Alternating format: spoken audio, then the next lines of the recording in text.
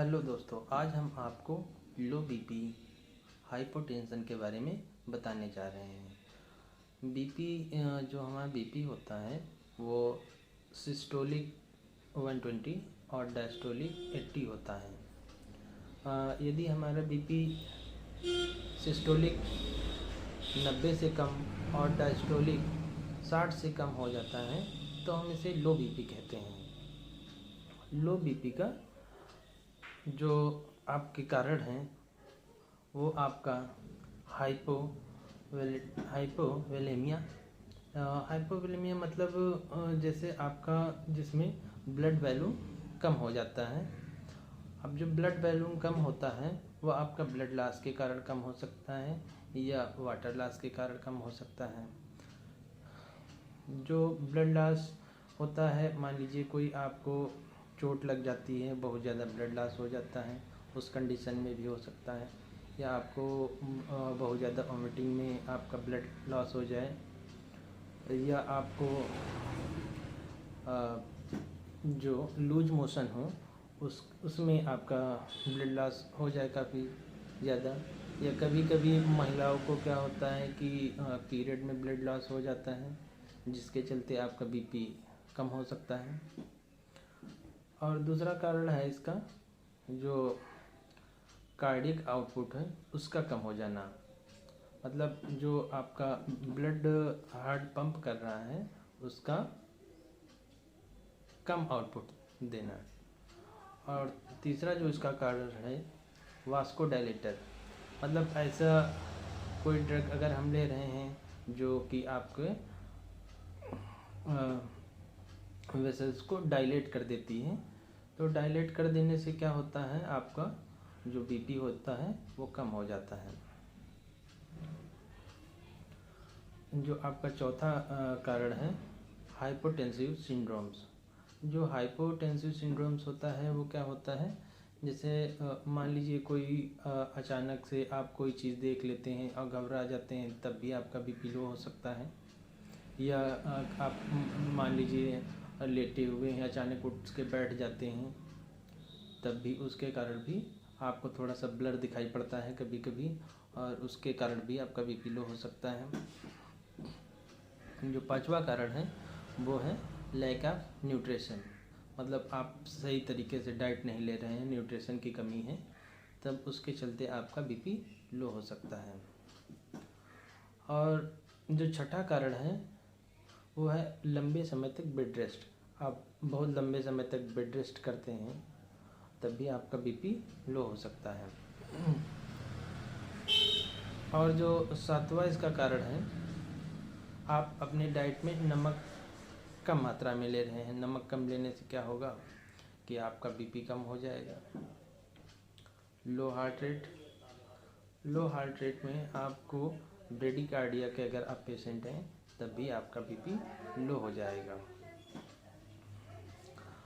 अब हम आपके इसको जो सिम्टम्स होते हैं उसके बारे में बताने जा रहे हैं। इसका कॉमनली जो सिम्टम होता है लाइट हेडनेस, मतलब हल्का सा आपको सिर में दर्द महसूस हो सकता है, आपको डिजनेस हो सकता है, आपको नोज़िया हो सकता है, आपको जिससे आपको चक्कर आएगा, फटीग, आपको थकावट महसूस होगी, अनकॉन्शियसनेस, कभी कभी ज़्यादा लो बीपी होने के कारण व्यक्ति अनकॉन्शियस हो जाता है। और जो अगला कारण है वह है डिप्रेशन। लो बीपी के हो जाने से व्यक्ति डिप्रेशन भी हो जाता है। इसके लिए जो हम टेस्ट करवाते हैं वह हम ब्लड शुगर का टेस्ट करवाते हैं, उसका थायराइड देखते हैं, थायराइड लेवल क्या है, उसके वजह से भी बीपी लो हो सकता है।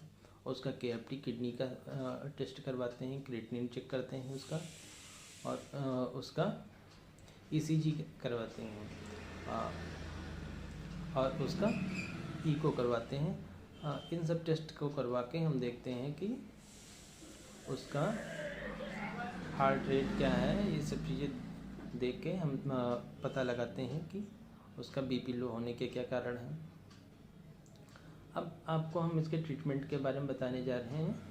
जो इसके लिए होम रेमडीज़ करेंगे, मतलब जो घर में उपचार करेंगे, उसके लिए आप ORS ले सकते हैं। आप नमक और नींबू का घोल बना के पी सकते हैं। आप काफ़ी पी सकते हैं। आप तुलसी के पत्ते खा सकते हैं। और कैरेट जूस, इसके लिए आप कैरेट जूस ले सकते हैं। अब हम आपको लो बीपी के मेडिकेशन के बारे में बताने जा रहे हैं। लो बीपी के लिए आपको टेबलेट फ्लोरोकॉर्टिसोन, जो कि 0.1 mg की आती है, उसको लेना है। जो कि ये ड्रग लेने से आपका ब्लड वॉल्यूम इंक्रीज होता है और आपका सोडियम कंट्रोल होता है और बॉडी फ्लूइड कंट्रोल होता है। दूसरी जो आपको ड्रग लेनी है वो है मेडोट्रिन। ये क्रोनिक स्टेटिक्स के हाइपोटेंशन के पेशेंट को दी जाती है। अब तीसरी जो आपकी मेडिसिन है वो है पेरिडोस्टिग्लैनिन। अब ये उन मसल स्ट्रेंथ को मजबूत करती है। चौथी जो आपकी ड्रग है कैफीन, जो कि एक CNS स्टिमुलेंट है, जो कि आपकी कार्डियक मसल को स्टिमुलेट करती है।